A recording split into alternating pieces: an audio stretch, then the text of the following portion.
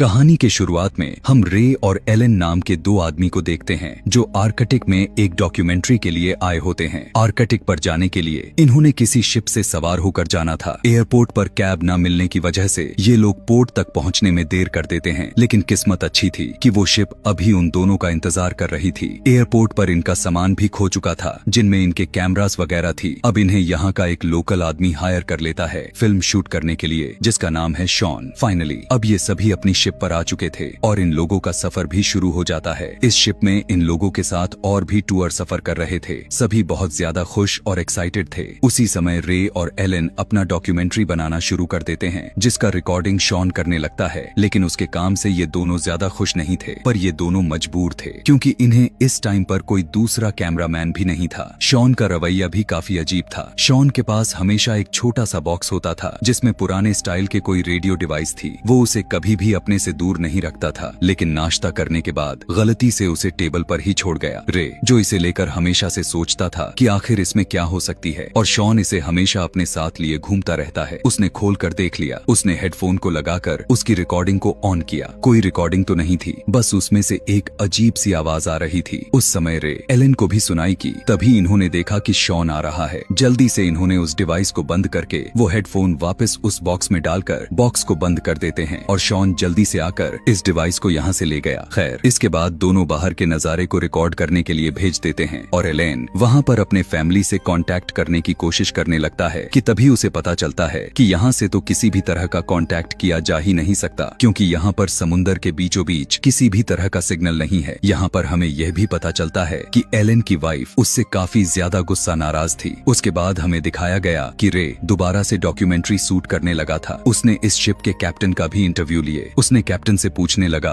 कि लोग यहाँ इस अंटार्कटिक पे रहते क्यों हैं, जबकि ये दुनिया से बिल्कुल भी अलग और बिल्कुल खतरनाक जगह है। यहाँ तो सिग्नल्स भी नहीं आते। तब कैप्टन ने जवाब दिया कि ये जगह नेचर के बहुत ही करीब है और इसीलिए सब लोग यहाँ अपने सुकून के लिए आते हैं। इंटरव्यू को खत्म करने के बाद उसी समय रे ने यहाँ पर देखा कि एक बर्ड के आंख से खून निकल रहा था, और ये बहुत ही अजीब बात थी। रे शॉन को उस बर्ड को दिखाना चाहता था, लेकिन उससे पहले ही वो बर्ड वहाँ से उड़ जाती है। खैर, कंफ्यूज हुआ रे अब बोट के अंदर चला गया। यहाँ पर एलेन दो साइंटिस्ट से बात कर रहा था। ये साइंटिस्ट एक ऐसी चीज पर रिसर्च कर रहे थे कि कैसे सैनिक वेव कुछ ही दिनों में पूरी दुनिया को तबाह कर सकती है। एलेन काफी गौर से इनकी बातें सुन रहा था। रे के आने के बाद साइंटिस्ट यहाँ से चले जाते हैं, जिसके बाद एलेन के साथ रे दोनों आपस में बातें करना शुरू कर देते हैं। जहाँ पर एलेन अभी अपनी फैमिली को लेकर बहुत ही ज्यादा परेशान था। रे ने उसे हौसला दिया। अभी वो एलेन को उस अजीब वाले बर्ड के बारे में बता पाता कि तभी बाहर अजीब सा शोर सुनाई देता है। ये लोग जब बाहर गए तो वहाँ पहुँचते ही अजीब नजारा देखने को मिलता है। एक सी अपने ही बच्चे को काट कर खा रही थी, और इस तरह खतरनाक नजारा जिंदगी में कभी भी ऐसा नहीं देखने को मिला था। शिप का कैप्टन कहते हैं कि वो इतने सालों से वहाँ हैं, लेकिन आज से पहले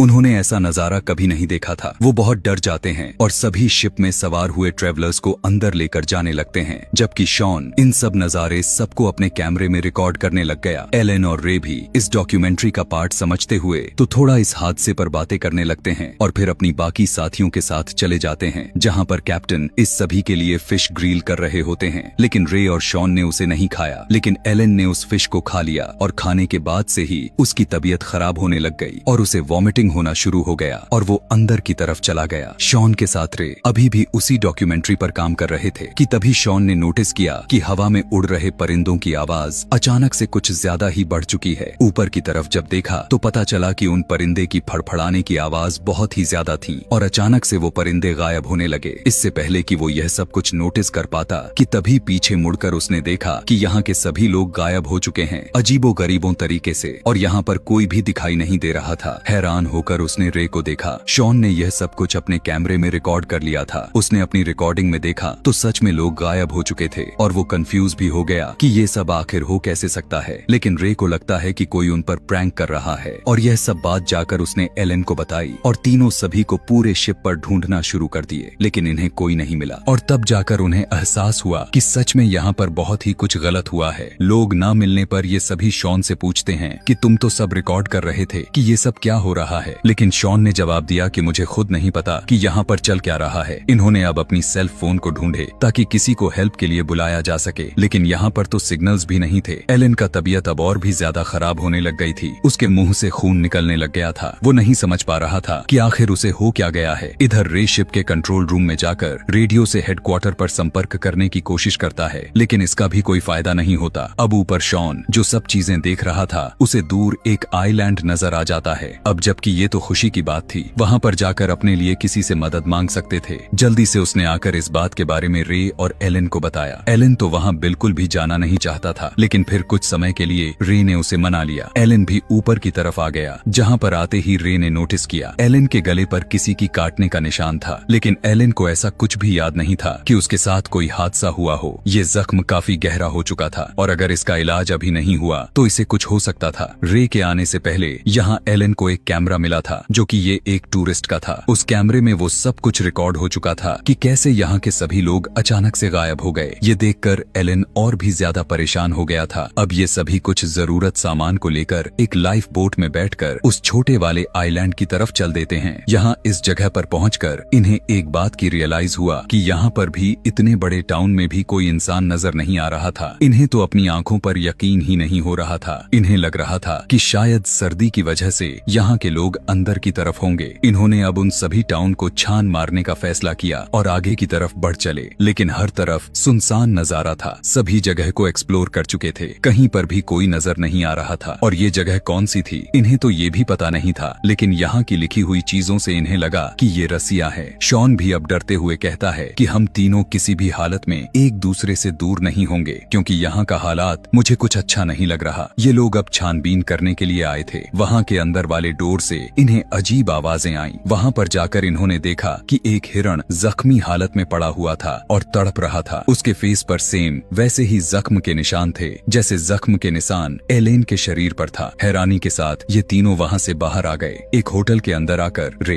एक टेबल पर रखा हुआ सूप देखा। वो सूप एकदम हिट गर्म था, जिस पर उसे रियलाइज हुआ कि यहाँ के लोग भी सेम उसके शिप के लोगों की तरह एकदम से गायब हुए थे। यहाँ पर कुछ तो वो अननेचुरल हुआ था। ऐसा लग रहा था कि ये हादसा किसी का किया गया हो। अगर नेचुरली लोग यहाँ पर मरते तो उनकी लाशें तो होती। अभी वो लोग ये सब कुछ सोच ही रहे थे कि तभी एलन दर्द से तड़पने लगा। रे ने देखा कि उसके टांग के ऊपर भी बड़े बड़े जख्म थे। उसका डर इतना ज्यादा बढ़ चुका था कि अब वो इनके साथ इन्वेस्टिगेशन करने के लिए नहीं जा सकता था। जिसके बाद रे और शॉन ने अकेले आगे बढ़ने का फैसला किया और एलन अपनी दवाई लेने के लिए बोट की तरफ बढ़ने लगा। आगे जाने पर उसे एक पोलर बियर भी दिखाई दिया, जो वो भी सेम उसी के जैसा जख्मी हो चुका था। एलन डर गया कि अब वो बियर उसे मार जाएगा, लेकिन पोलर बियर ने उसे कुछ भी नहीं किया। यहाँ पर रे और शॉन को एक बिल्डिंग में कुछ लाइट चलती हुई दिखाई देती हैं। उन्हें लगा कि जरूर वहाँ पर कोई तो होगा। ये लोग जब वहाँ पर गए तो इन्हें यहाँ पर भी कोई नहीं मिला था। अब काफी देर भी गुजरने के साथ अंधेरा होने लगा था कि तभी एकदम से बाहर रे को एक फ्लेयर गन चलती हुई दिखाई देती है। ये देखकर फौरन उसे एलन का ख्याल आया। वो बाहर गया तो एलन जमीन पर बैठा था, लेकिन फायर एलन ने नहीं किया था। ज्यादा बर्फ गिरने की वजह से वो एलन को लेकर घर के अंदर आ गया और खुद खाने पीने का इंतजाम करने के बारे में कुछ सोचता है। एलन के पास अभी भी वो कैमरा था जो उसने अपने साथी ट्रेवलर्स का अपने बोट से उठाकर लाया था। उस कैमरे में वो देखता है कि जब सारे लोग गायब हुए थे तब शॉन नहीं गायब हुआ और शॉन उन सब की वीडियो रिकॉर्ड कर रहा था। यानी जरूर उसे कुछ पता होगा और जरूर उसने कुछ हमसे छुपाई है। इस बात के बारे में जरूर एलन रे को बताना चाहता था, लेकिन रे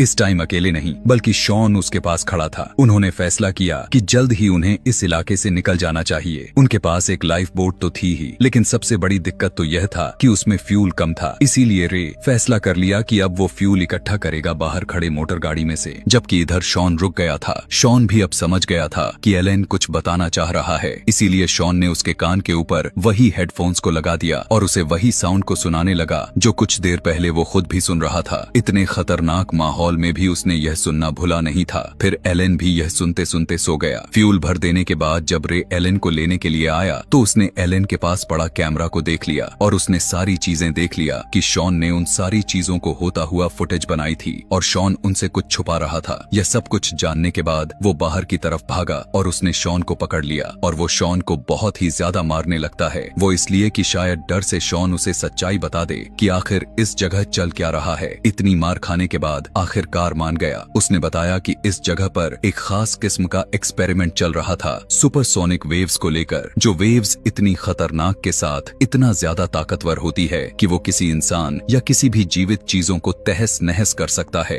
वो इस तरह से काम करता है कि इंसानों का नामो निशान मिट जाता है। और इस तरह से जब सभी लोग गायब हुए तब यही सुपरसोनिक वेव्स इस्तेमाल की गई थी, जिसकी वजह से सभी लोग मारे गए। और ये मिलिट्री का हिडन एक्सपेरिमेंट था। मेरे साथ तुम दोनों इसलिए बच गए क्योंकि हमने उस साउंड वेव को पहले से ही सुन रखा था जो साइंटिस्ट ने हमें दिया था, और इससे हमारे दिमागों पर उस सोनिक वेव्स का असर नहीं हुआ। मैं जानता था कि तुम दोनों ने भी उस साउंड वेव सुन ली है, इसीलिए तो तुम दोनों मेरे सामने जिंदा हो। मैं तुम्हारे लिए यहाँ पर फुटेज रिकॉर्ड करने के लिए नहीं आया था, मुझे आर्मी वाले ने ही यहाँ पर भेजा था। जबकि अब तुम ये सारी बातें जो सच है वो जान चुके हो, तो अब तुम दोनों के साथ अब मुझे भी मार दिया जाएगा, क्योंकि मुझे यह सब कुछ सीक्रेट रखना था और मैं ऐसा नहीं कर पाया। ये सब बातें सुनकर रे शोक में था। उसने पूछा कि फिर एलन के शरीर पे चोट के निशान कैसे हैं? तो उसने बताया कि ये सब सुपरसोनिक वेव की वजह से ही है। दरअसल एलन ने कैप्टन की दी हुई फिश को खा लिया था जो पहले ही उन वेव से इन्फेक्टेड थी, इसीलिए वो थोड़ा बीमार हो गया लेकिन मरा नहीं। इसके बाद शॉन उसे बताता है कि मुझे मिलिट्री वाले ने एक सैटेलाइट फोन दिया था जिससे मैं उनसे बातें कर सकूं और वो मुझे यहाँ पर रेस्क्यू करने के लिए आए, लेकिन अब मैं उनसे बातें नहीं कर पा रहा, जिसका साफ यही मतलब है कि हम किसी भी वक्त यहाँ पर मारे जा सकते हैं। जब ये सारा सच एलन को बताने के लिए आया तब उसने देखा कि एलन अब मरने के कगार पर पहुंच चुका है। एलन ने अपनी फैमिली के लिए एक लास्ट मैसेज रिकॉर्ड किया, जिसके बाद रे ने उसका फोन और सारी चीजों को एक बैग में डालकर नदी में फेंक दिया ताकि किसी को ये शायद मिल जाए। दूसरी तरफ यहाँ पर हमें देखने को मिलता है कि शॉन अभी भी मिलिट्री वालों से कांटेक्ट करने की कोशिश कर रहा था कि तभी अचानक से गोली चलने की आवाज आई और दिखाया गया कि शॉन पर किसी ने गोली से चलाकर उसे मार दिया गया। मारने वाला आखिर कौन था यह नहीं दिखाया गया। रे